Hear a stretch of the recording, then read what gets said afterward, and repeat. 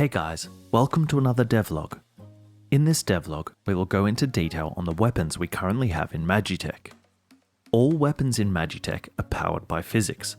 The size and weight of the weapons make a huge difference to how it's used and the damage it can inflict. You can see as I move these two swords, each feel very different and they will each behave very differently in combat. So let's start with our two wooden items, the wood sword and the wood shield. We can spawn them using our new sandbox spawner. Like most other wooden objects in the game, the sword and shield both react as you would expect. They are fairly light so can be moved quickly. They won't slow you down or weigh you down when jumping. Damage is fairly low. They can also be set on fire. And in the case of the shield, if you hit it hard enough, it will break. Now let's move on to metal weapons. We have a few to go over, but let's start with the sword and shield. Metal is heavier than wood, so it will swing a little slower, but it's stronger, so it won't break. Metal can be sharp, and thus can stab things. All wooden surfaces in the game are stabbable, so you can get really creative.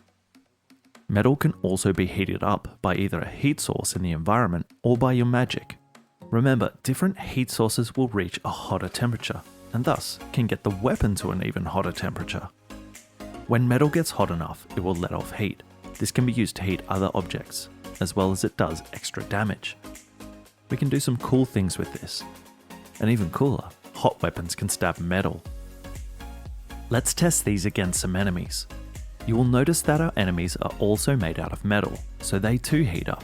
But as you would expect, simple hits to them don't do much. We can do more damage by hitting their crystals, but we need to generally be more creative. Similar to the sword is the axe. It has the same metal properties, but this is great for throwing. The physics and center of mass are set so that it flies as an axe would in real life. Let's look at some other weapons. My personal favorite is the spear. It's also a metal weapon, so it has similar properties, heating and stabbing. But given its shape and weight, it behaves much differently. You can see that I can use it with one hand, but it's much better suited to two hands. The spear is better suited to fighting flying enemies due to its reach, and you can really hit things hard for some nice combos.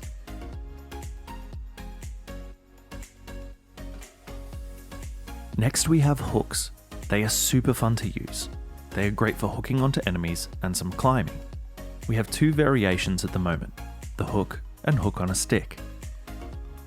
They are super good at grabbing onto enemies in the air and bringing them back down to earth. Also, they are a lot of fun to use when you combine it with our cloud fruit. There are some really cool mobility uses we can use for hooks too. Using a hook in each hand, you can climb hard to reach places. Now, moving on to our archery. Like all the other weapons, this is coded physically, so arrows fly with a force and can stick into objects. This is actually really fun to use. We can do some really cool things with this, like sticking items we find in the environment onto the end of the arrows to give special abilities. For example, we can add some grass to the end, then set this grass on fire, making fire arrows. The tech bow is a bow we will show you in another video. This fires magic arrows that will change depending on what magic you have in your hand. That's it for this devlog. For more updates and information on our upcoming early access release, please check out our Discord, which will be linked in the description below.